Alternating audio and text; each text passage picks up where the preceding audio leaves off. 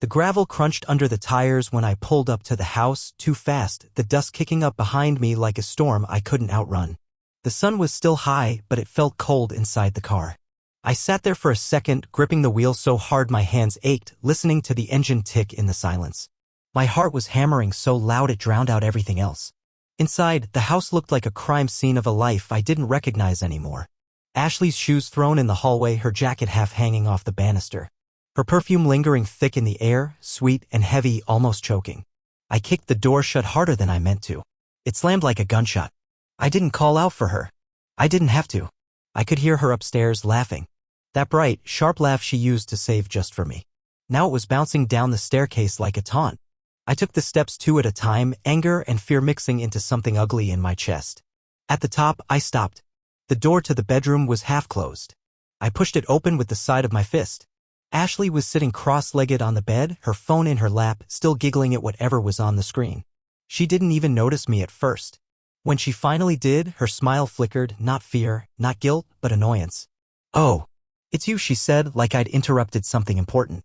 Her phone disappeared under the pillow in one smooth, practiced move. A move she shouldn't have had memorized. I stood there, fists curling and uncurling at my sides, every cell in my body screaming to scream at her, but no words would come out. Ashley cocked her head, fake innocent. "Something wrong, Ryan? You look tense." The way she said it, dripping with fake sweetness, made my vision blur. I forced my voice through my teeth. "Who were you texting?" She laughed again, a sharp, cruel sound. "God, you're so insecure. It's embarrassing." She slid off the bed, brushing past me like I wasn't even standing there. "Maybe if you were less boring, you wouldn't have to worry so much." The insult hit harder than I wanted to admit. I followed her back downstairs, footsteps pounding. She grabbed her keys off the table. "I'm going out," she said without looking at me. "Where?" "Not that it's any of your business." The front door slammed behind her before I could answer. I stood there for a second, swallowing everything burning inside me. Then I saw it, her phone. She'd forgotten it under the pillow. For a few seconds, I just stared at it. It was like a live grenade sitting there, daring me. And like a fool, I picked it up. No password. She disabled it, cocky, careless, or just sure I wouldn't dare. The first thing that popped up was a message from a number saved under B. No last name. No picture. Just a capital letter, like she couldn't even bother pretending anymore. "Last night was amazing. Can't stop thinking about you. When can I see you again?" My stomach flipped so hard I had to sit down. Another message came through while I was still staring. "I can still taste you. Miss you already." I dropped the phone like it burned. It clattered across the hardwood floor, screen cracking right down the middle. The walls of the house seemed to tilt, the floor sliding out from under me. All the late nights. The cold shoulders. The fake fights she picked out of nowhere. All of it. It was real. It was all real. And somewhere out there, Ashley was laughing about it. Laughing at me. I didn't even realize I was moving until I found myself outside again, standing in the driveway with the broken phone still in my hand. The neighbors were out mowing lawns, walking dogs, living in their neat little bubbles. And there I was, standing in the wreckage of my life like a fool who hadn't even seen the wrecking ball coming. The sun was blinding. It made everything feel fake, like I wasn't really there. I got into my car, engine coughing to life under a heavy hand, and just drove. No plan. No destination. I needed air, space, anything but the walls that had been lying to me for God knows how long. The phone buzzed once in my hand, even through the cracked screen. Another message from B. I didn't want to look. I looked anyway. "Tell her yet." I pulled over so fast I almost hit a mailbox. Tell her what? Tell who what? The implications hit me like a freight train. This wasn't just a fling. It wasn't just a few stolen kisses behind my back. There was something bigger, something worse, looming just out of reach. Something that made my skin crawl. I sat there in the car, breathing like I'd just run a marathon, trying to stitch my brain back together. Then another message. "She deserves to know. She's not stupid. You promised." The blood drained from my face. The texts weren't to Ashley. They were to me. Or rather, they were meant for him. Whoever he was. And somehow I had walked right into the middle of it. I stared down at the cracked glass, at the web of fractures splitting the screen apart. And in that moment I felt it, the full, crushing weight of betrayal. It wasn't just the cheating. It wasn't just the lies. It was the fact that she didn't even care if I found out. She was just waiting for it to happen. Like a bomb she'd already set and forgotten about. I didn't know how long I sat there. Long enough that the sky started turning gold around the edges. the air cooling against my skin. Finally, I turned the car around and headed back home. When I walked in, the house was dark. Ashley's car was back in the driveway. I found her in the kitchen, sitting at the island, scrolling through Instagram like she hadn't just detonated my life hours earlier. She didn't even look up. "Where's my phone?" I dropped it onto the counter between us. It landed face down with a thud, spiderweb cracks flashing under the overhead lights. She looked at it, then at me, and something shifted in her eyes. Not panic, not guilt. Annoyance. Like I was a bug she was tired of swatting away. "You went through my stuff?" she said, cold and flat, like I was the villain here. "You lied to me," I said. My voice didn't even sound like mine. It was low, hollow, broken. "You cheated." She laughed. Full-on laughed, tossing her hair over her shoulder like I just told her a bad joke. "You're being dramatic," she said, standing up and brushing past me again. That same move that used to be casual and now felt like a knife twisting in my ribs. "You want to know the truth, Ryan?" she said, spinning around to face me. Her face twisted into something cruel, sharp. "I've been bored for years. You're pathetic. Predictable. I needed something exciting. And guess what? I found it." The words hit me harder than any punch ever could have. I stood there, trying to find something to say, anything to make it make sense. But there was nothing left. She had burned it all down. And she wasn't even sorry. I didn't move. Not at first. Ashley shoved past me again, her shoulder clipping mine like I wasn't even there. She went into the living room, turned on the TV, and flopped onto the couch like this was just another Tuesday night. I stood there in the kitchen, the broken phone on the counter between us like a severed limb, and for a second, the sheer normalcy of it made my head spin. I forced my legs to move, following her. "You're not even going to apologize?" I said, and my voice cracked in the middle like something tearing. Ashley didn't even turn her head. She just snorted and changed the channel. "What do you want, Ryan?" she said in this fake, tired voice, like I was some annoying customer she couldn't get rid of. "You want me to cry? Beg you to forgive me? Grow up." Something inside me, something old and tired and full of hope, finally broke clean in half. She wasn't sorry. She wasn't ashamed. She wasn't coming back. "Who is he?" I asked. My voice came out low, almost a whisper. Ashley smirked at the TV. "Why?" "Planning on sending him a fruit basket." Then she turned her head just enough to catch my eye, her face pure venom. "Maybe you know him. Small world, right?" The words hung there, twisting the knife in ways she didn't even have to spell out. I knew. I knew even before she said it. She was sleeping with someone I knew. Someone close. I gritted my teeth so hard I thought they might crack. "Who?" Ashley leaned back, hands behind her head, totally relaxed, like she was telling me the weather. "You remember Brandon? From your office." Brandon, my coworker, my supposed friend. The guy who slapped my back at company parties and bought me beers after long days. The guy who stood next to me at our wedding. My stomach turned so violently I had to put a hand on the wall to steady myself. Ashley was grinning now, like she was feeding off every flicker of pain she could wring out of me. "Yeah," she said, stretching the word out slow. "Turns out he's a lot more fun than you are." Couldn't breathe. Every memory I had of the last year was rewinding and twisting in on itself. Every time I caught them laughing together too long, every harmless lunch they had without me, every time Brandon had patted my shoulder and told me I was lucky to have her. I felt sick. I felt stupid. Ashley stood up and walked right past me, brushing her hand lightly over my shoulder like I was some pitiful child who didn't know when to quit. She stopped at the door and turned back, her smile cold and sharp enough to bleed. "You can stay here tonight if you want, or go cry at your mommy's house. Doesn't matter to me." She tossed her keys in the air, caught them without looking, and disappeared out the front door. The slam rattled the whole house. I stood there for a long time, staring at nothing, the TV still blaring some sitcom laugh track behind me.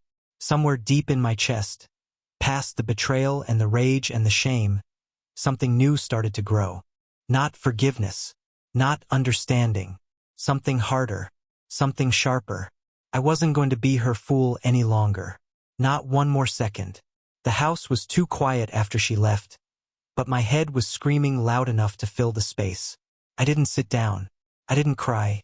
I stood there in the middle of the living room, hands shaking, feeling every single second of the last 7 years collapsing on top of me.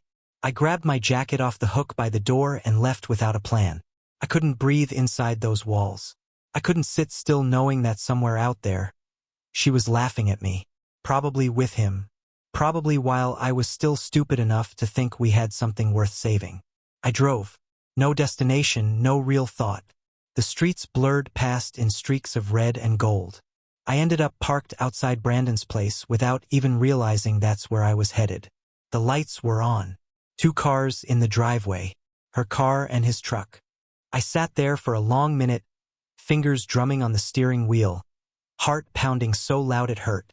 I could see movement through the living room window. Shadows crossing, laughter spilling out when the door opened for a second and then slammed shut again. They weren't even trying to hide it anymore. They didn't have to. They knew I was broken enough that I wouldn't do a damn thing. But that was the old me. The fool who thought love could fix things. The idiot who thought loyalty mattered to people like them. I got out of the car and crossed the street. My fists clenched at my sides so hard my nails bit into my palms. But I didn't kick the door down. Didn't scream. Didn't cause a scene. I rang the bell. Twice. Calm. Cold. I heard footsteps. Laughter still echoing behind the door. Then it swung open. Brandon stood there, beer in hand, wearing one of those stupid smug grins he always had when he thought he was the smartest guy in the room. The second he saw me, the grin froze. It wasn't guilt that crossed his face first. It was panic. He stepped halfway into the doorframe, like he thought he could block my view. But it was too late. I saw her. Ashley, sitting on his couch, legs tucked under her, wearing one of my old t-shirts, the one she used to say was her favorite to sleep in. Her head snapped up, and for the briefest second, I saw something real flash across her face. Fear. And then just as fast, it was gone. Replaced with that same bored, cruel smirk. Brandon opened his mouth like he was about to say something. Some lie, some excuse, some pathetic half-apology. I didn't give him the chance. I didn't yell. I didn't lunge. I just shook my head once, slow, and said, "You two deserve each other." And then I turned around and walked away. Didn't look back when Brandon called after me. Didn't stop when Ashley's voice followed, mocking and sweet. "Bye, loser." The door slammed shut behind me. Good. Let it stay shut. The night air burned cold in my lungs as I crossed back to my car. I felt like I was standing outside of myself, watching a man I barely recognized. But deep underneath the humiliation and rage, something small and sharp and clean was starting to grow. It wasn't revenge. It wasn't hope. It was clarity. And it tasted like freedom. The drive back was silent. No music, no distractions, just the sound of the engine rumbling like a distant storm. I didn't even remember the turns I took. My body knew the way, but my mind was somewhere else. Somewhere darker, colder, sharper. By the time I pulled into the driveway, the house looked like a stranger's place. For walls full of memories that didn't mean a thing anymore. I sat there for a long minute before stepping out, the gravel crunching under my boots sounding louder than it should have. Inside, the air was stale, like even the house had given up. I didn't bother turning the lights on. I moved through the darkness, every step methodical, detached. No rage, no panic. Just decisions. I went straight upstairs to the bedroom and pulled out a duffel bag from the closet. It still smelled like her. That stupid expensive perfume she bathed in like it could cover up the stench of what she was. I yanked open drawers, grabbed what mattered, clothes, chargers, documents. Not a second wasted on things we bought together. Not a glance at the photo frames still smiling down from the walls. They were just junk now. Downstairs, I tossed the bag by the door and grabbed my laptop. Logged into the joint bank account. Started pulling out my share, half to the dollar, and dumped it into my private account that she forgot I had because she never cared enough to pay attention. I wasn't going to be the guy sobbing on the kitchen floor while she rolled around laughing in someone else's bed. No. I was going to be the guy who walked away without leaving a damn thing behind for her to ruin. The lock clicked behind me as I pulled the front door shut for the last time. I didn't slam it. Just a quiet final click. No drama. No begging. No goodbye notes. Let her come back to the hollow carcass of the life she torched. Let her stare into the emptiness she created and wonder when the ground gave out under her feet. I got back in the car, turned the key, and pulled away without looking in the rearview mirror once. Not for the house. Not for her. Not for anything. I checked into a cheap motel 20 minutes outside the city, the kind of place where the bedspread smelled like old cigarettes and the ice machine made noises like it was dying. It didn't matter. It was mine. I threw the duffel on the floor, kicked off my shoes, and lay back on the bed, staring at the cracked ceiling. For the first time in months, maybe years, I wasn't drowning under someone else's lies. I wasn't chasing apologies I was never going to get. The night stretched out in front of me like a blank page. It wasn't peace, not yet, but it was something close. Something that didn't need her in it. And as I finally closed my eyes, letting the exhaustion pull me under, one thought carved itself into my mind so deep that I knew I'd never lose it. I didn't need to fix what was broken. I needed to build something new from nothing. Without her. Morning didn't creep in gently. It slammed through the thin motel curtains, dragging me awake with a pounding headache and the taste of bitterness still thick in my mouth. I sat up slowly, my muscles aching like I'd been in a fight. Maybe I had, just not the kind that leaves bruises anyone can see. The motel room was still. Quiet except for the low hum of traffic in the distance. I grabbed my phone off the nightstand, half dreading what I'd find, missed calls, nasty texts, some desperate attempt to claw her way back into my life. But there was nothing. No calls. No messages. Just silence. And that hurt more than I expected. Not because I wanted her back. God, no. But because it made everything final. She wasn't chasing me. She wasn't regretting a damn thing. She was just gone. Probably wrapped up in Brandon's sheets, laughing at how easy it had been. I threw the phone back down, the screen cracking a little more at the edge. Fitting. Everything was cracked now. I stood up and grabbed my duffel, tossing it onto the bed. There was no plan yet, just a burning need to move. Anywhere but here. As I was stuffing clothes back inside, the door rattled. Knuckles hitting the metal once, twice, 3 times. I froze. Tension knotted in my shoulders so fast it made my vision blur. Another knock, harder this time. I stepped quietly toward the door, heart hammering, every instinct screaming that opening it would be a mistake. Ryan, a voice called through the door, high, sweet, syrupy fake. Ashley. Of course it was her. I stared at the door like it might catch fire. How the hell had she found me? I hadn't told anyone where I was going. No social media posts. No calls. Another knock, sharper this time. I know you're in there, she said, her voice tilting up at the end like it was some private joke. Come on, babe. Let's talk. Babe. The word made my skin crawl. I didn't answer. I didn't move.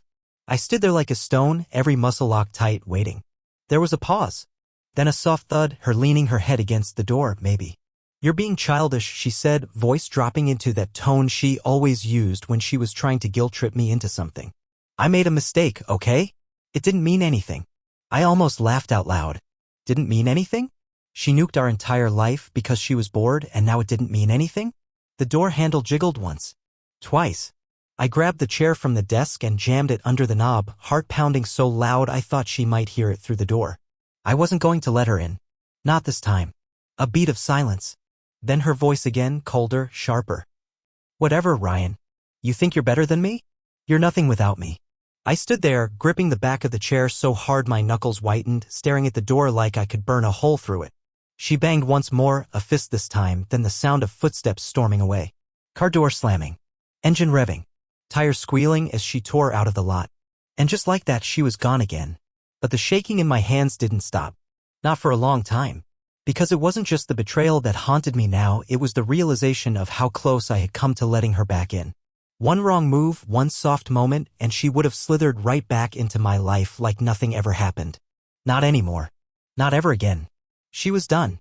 And so was I. I stayed frozen by the door long after her car disappeared into the distance, the cheap motel silence swallowing everything she left behind. The weight of it all pressed down on me. Not just the cheating. Not just the lies. But how easy it had been for her to try to slither back into my life like it was hers to step on whenever she felt like it. I slumped into the worn-out chair, head in my hands, letting the minutes bleed out into hours. There was no fixing any of it. There was only surviving it. At some point, I forced myself up and grabbed my laptop again. If she thought she could come back whenever it suited her, she was about to find out just how fast I could erase her from my life. This wasn't about rage anymore. It was about cutting the cancer out before it spread deeper. First thing, I canceled the lease on our apartment, the one we were supposed to move into next month, the one she made me tour 20 times because she couldn't decide if she liked the kitchen backsplash. Gone. Deposit lost. Fine. Small price to pay for freedom. Next, I drafted an email to HR at work. No details, no drama. Just a heads up that Brandon and I would need to be separated on projects going forward, professional reasons. Cold. Clinical. I didn't need to air dirty laundry. I needed distance. Brandon could rot at the bottom of the office hierarchy for all I cared. I kept going, one brutal move at a time. I called my bank, froze the joint credit cards, flagged anything tied to her name. I contacted the landlord about breaking the lease on our current place. I messaged friends one by one, letting them know we were done, no explanations unless they asked. And they would ask. Oh, they would. It wasn't revenge. It was surgery. Cutting out everything she had touched before the infection could spread further. When it was done, I sat back, breathing hard like I'd just run a marathon. The motel room was still cheap and cold and ugly, but it felt different now. It wasn't a cage anymore. It was a launch pad. My phone buzzed again. I almost didn't look. But curiosity is a hard thing to kill, even after everything. It was a text from one of our mutual friends, Mark. Good guy. Solid. Someone I never pictured getting dragged into this mess. Mark? Dude, I don't know if you've seen Ashley's Instagram, but you might want to check it. Sorry, man. My stomach turned. I didn't want to look, but I knew I would. I opened Instagram with numb fingers.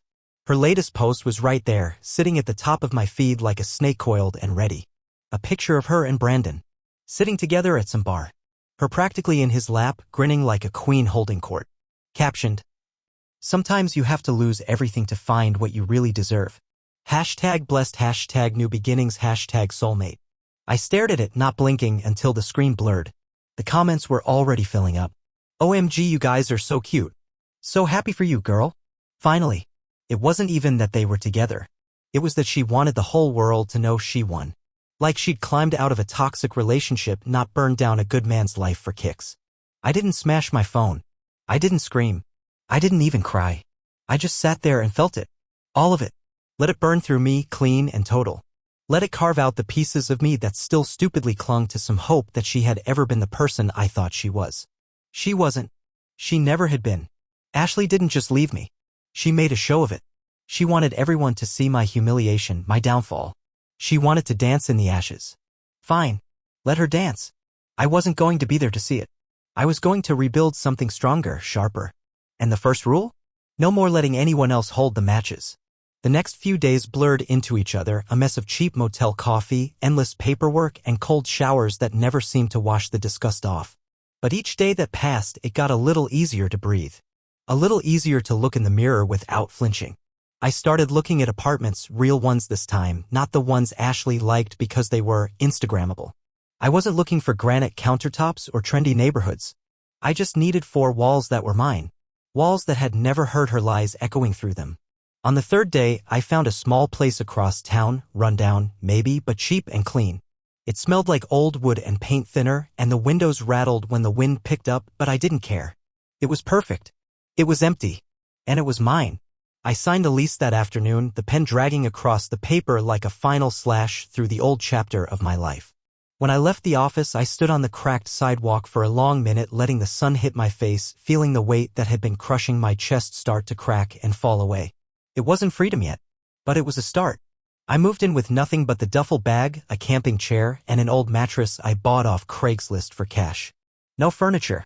No decorations. No shared memories infecting the corners. It was raw. It was real. It was mine. The first night, I sat on the floor, eating cold pizza out of the box, my laptop balanced on my knees. And that's when the next blow landed. An email. From Brandon. I stared at the notification, heart slowing into a heavy, dull thud. Part of me wanted to delete it without reading. Pretend it didn't exist. Pretend he didn't exist. But pretending was what got me into this mess in the first place. So I opened it. Subject line, man to man. The message was short, almost insultingly short. "Hey Ryan, I'm sorry things went down the way they did. It just happened. You know how it is. No hard feelings, right? Hope you can move on and find someone who makes you happy too. Brandon." I stared at it, rereading it twice. 3 times. No hard feelings. It just happened. Like he'd tripped and accidentally fallen into my marriage. Like stabbing me in the back was some unavoidable accident. And now we were supposed to fist bump and move on like buddies. I closed the laptop slowly, hand steady even as my blood roared in my ears. I didn't reply. Brandon wasn't worth the time it would take to type the words. Ashley wasn't worth the memories they had infected. None of them were. I sat back against the bare wall, the room echoing around me, empty and raw like my chest, and I smiled. A small, broken, honest smile. Because for the first time in months, maybe years, I wasn't tied to anyone else's garbage. I wasn't sitting there waiting for someone else to choose me, love me, validate me. They didn't destroy me. They just cleared the wreckage so I could start building the real thing. The real life. Without them. And that was the best revenge I could ever ask for. A week passed. No more calls. No more knocks at the door. No more poisoned texts pretending to be apologies. It was like they'd never existed at all. Like Ashley and Brandon had swallowed each other whole and disappeared from my story without even leaving footprints behind. I spent my days working, grinding through long hours that left no space in my head for old wounds. Nights were quieter, lonelier, sure, but a clean kind of lonely. A loneliness I chose, not one I got handed while lying next to someone who was already gone. The new apartment stayed mostly empty, but somehow it felt fuller than the house ever did at the end. I didn't hang pictures, didn't buy a couch. I didn't need to decorate grief to make it look prettier. One night, about a week after moving in, I got a message from Mark again. Just one line. "Heads up, man. You're gonna want to see this." A second later, a screenshot dropped in. Ashley's Instagram. Another post. Different vibe this time. No cute captions. No smug hashtags. Just a blurry photo of her, sitting at a bar alone. Makeup smudged. Eyes red. The caption? "Some mistakes cost more than you can ever pay back." I stared at it for a long time, letting the weight of it press down but not through me. I didn't feel satisfaction. I didn't feel pity. I didn't feel much of anything at all. It was like watching a stranger drown in water they poured for themselves. There was nothing left in me to throw them a rope. Mark texted again. "Word is Brandon bailed. She's a mess, man. Guess he got what he wanted and bounced. Stay strong." I didn't reply right away. I leaned back in the chair, the cracked ceiling above me the only witness to the slow, steady beat of my heart finding its own rhythm again. I wasn't surprised. Of course Brandon bailed. Of course Ashley fell apart the second she realized betrayal only buys you short-term happiness and long-term wreckage. It wasn't my problem anymore. It wasn't my story. I put the phone down and stood up, pacing the small apartment, each step lighter than the one before. She had burned everything we had, thinking it would keep her warm. She was wrong. Ashes don't shelter you. They choke you. And that was her burden to carry now, not mine. I opened the window, letting the cool night air rush in, smelling fresh and sharp and alive. Somewhere across the city, she was probably crying into a bottle, wondering when the world stopped loving her as much as she loved herself. But I wasn't there to see it. I wasn't there to pick up the pieces. I wasn't a piece anymore. I was the whole damn thing now. Unbroken. Untouchable. And I wasn't going back. The next morning, I woke up before the sun. No alarm. No noise. Just a sudden jolt out of sleep like my body had decided it was time. The world outside the window was still dark. Still heavy. But something inside me was different. Lighter. Stronger. Ready. I packed my few things, the duffel, the battered laptop, the battered me, and loaded them into the car. I wasn't running. I wasn't escaping. I was moving forward.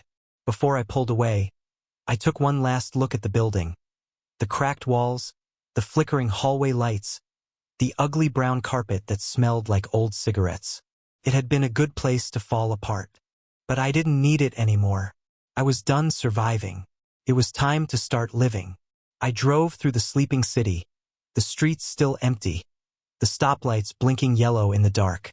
A part of me wondered if Ashley was awake somewhere, scrolling through old messages, crying over choices she could never undo. Part of me knew it didn't matter anymore. She wasn't the ending of my story. She was just the plot twist that forced the real story to begin. By the time the sun broke over the horizon, the city was shrinking in my rearview mirror, tall buildings giving way to open highways and endless sky. I didn't know where I was going yet. Didn't need to. For the first time in years, I wasn't chasing anything. Not her. Not old dreams. Not some twisted version of happiness built on lies and betrayal. I was just moving, breathing, choosing myself without guilt, without fear. A new phone buzzed quietly in the cup holder. A number only a handful of people had. Real friends. Real family. The ones who showed up when everything else fell apart. I let it buzz once, twice, before picking it up. A message from Mark. Proud of you, man. You're doing the right thing. Keep going. I smiled. A real smile. Not the cracked one I used to force when Ashley dragged me into another fake party or fake fight or fake future. A real, quiet smile that said, I'm still here, and I'm not broken. I tossed the phone back into the seat, turned up the music, rolled the windows down. The cold air whipped through the car, alive and wild and clean. Behind me, Ashley was probably posting some half-hearted quote about healing. Behind me, Brandon was probably finding another life to poison. Behind me, the wreckage was burning itself out, too small to even see anymore. Ahead of me, the road stretched out wide and empty and waiting. A blank canvas. No baggage. No lies. No chains. Just me.